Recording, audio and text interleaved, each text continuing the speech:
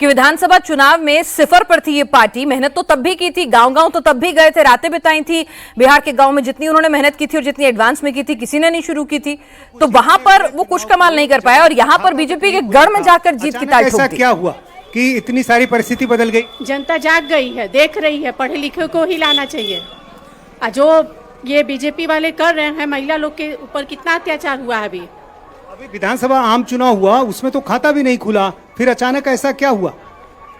ऐसा देखिए, अब पहले का जमाना रहा नहीं, लोग जागरूक हैं, लोग पढ़े लिखे हैं। जनता बीजेपी को जिता कर अब पछता रही है, क्योंकि बदलाव बहुत जरूरी है। अभी देखिए, नीट का छात्रा का अभी कोई भी समस्या का समाधान नहीं हुआ। अभी भरत तिवारी के साथ जो हुआ, जो भी हो, लेकिन बहुत सारा बदलाव लाना है, जो कि ये हमारे प्रशांत किशोर जी जरूर लाए। तो जी हाँ, ये सही बात है कि क्या कहना चाह रही हैं आप? हाँ, पूछिए। आपको क्या लग रहा है कि अचानक ऐसा क्या हुआ, 7 महीने में कहानी बदल गई? देखिए, आप एक बात बताइए, जो बीजेपी बोल रही थी कि बांकीपुर एक गढ़ है जो बीजेपी का है आज 35 सालों से, और यहाँ पे कोई भी कुत्ता बिल्ली भी खड़ा करेंगे तो हम जीत जाएंगे, बीजेपी जीत जाएगी, तो ये घमंड बहुत था। ये घमंड तो चूर होना था। और आप देख रहे हैं, जो जनसुराज का एक ही स्लोगन है, सही लोग, सही सोच और सामूहिक प्रयास। तो अगर ये तीनों चीजें मिलती हैं तो आप बताइए नीतीश, यही सही लोग, सही सोच, सामूहिक प्रयास जो है अब से कुछ वक्त पहले भी थे और बहुत जोर शोर से थे। तब तो किसी का दिल नहीं जागा, तब तो किसी को समझ में नहीं आया। बड़े बड़े डॉक्टर, पुराने ब्यूरोक्रेट्स, सिविल सर्वेंट जो हैं, सोसाइटी के बड़े लोगों को नीतीश कुमार यहाँ पर प्रशांत किशोर ने उतारा था, तब किसी ने भरोसा नहीं जगाया। अब ऐसा क्या हो गया? ये सीजेपी प्रोटेस्ट की वजह है या फिर कई लोग सवाल उठाते हैं कि जो सम्राट चौधरी का चेहरा है बतौर सीएम, वो बिहार के लोगों को रास नहीं आ रहा है। क्या वजह है, जरा अगर बातचीत कर सकें तो। देखिए, ये जाहिर कार्यकर्ता है, ये अपनी बात रख रहे हैं, लेकिन जो सच्चाई है वो ये है कि जब विधानसभा का आम चुनाव हुआ था, उस समय भी प्रशांत किशोर ने अपनी बातों से लोगों को प्रभावित किया था, इसमें कोई शक नहीं है।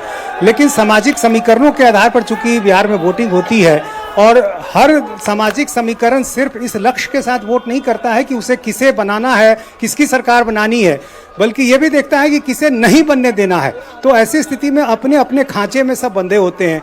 तो इसलिए प्रशांत किशोर की बातों से जरूर आम चुनाव में लोग प्रभावित थे, लेकिन वोट देने में उन्हें यह खतरा लग रहा था कि कहीं जिसे वो नहीं चाहते हैं वो ना आ जाए, ये प्रयोग कहीं खतरनाक ना हो।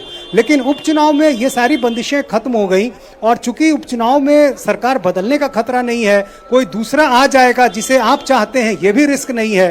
तो यही कारण है कि अपने अपने आज़ाद ख्यालों से उन वोटरों ने वोट किया जिनके पास नाराजगी थी भी। नाराजगी उस समय भी थी, लेकिन उस समय नाराजगी इस हद तक नहीं थी कि वो सरकार बदलने की कीमत पर अपनी नाराजगी को दिखाएं।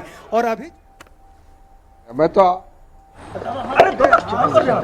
चुनाव प्रचार के दौरान हम लोगों ने जो बात रखी थी, ये विधायक बनाने का चुनाव नहीं है, ये भाजपा के केंद्रीय नेतृत्व को ये संदेश देने का एक प्रयास है बिहार की जनता के द्वारा कि बिहार में किसी अच्छे व्यक्ति को मुख्यमंत्री बनाइए।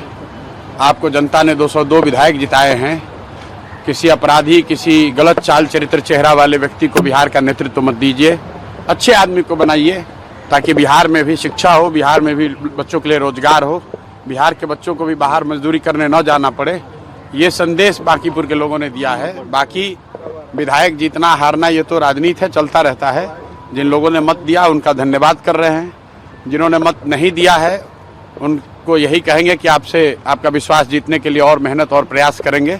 लेकिन महत्वपूर्ण बात यह है कि बिहार को अच्छा नेतृत्व मिलना चाहिए, बिहार सुधरना चाहिए, और लोकसभा से पहले मोदी जी को, भाजपा को, अमित शाह जी को ये देखना चाहिए कि बिहार में कैसे बेहतरी हो, बिहार में बच्चों को रोजगार कैसे हो, पलायन कैसे बंद हो। एकमात्र यही उद्देश्य है। हम लोग को विधायक बन के ठेका पट्टा नहीं करना है, एक और एकमात्र उद्देश्य है, चाहते हैं कि बिहार में बेहतरी हो।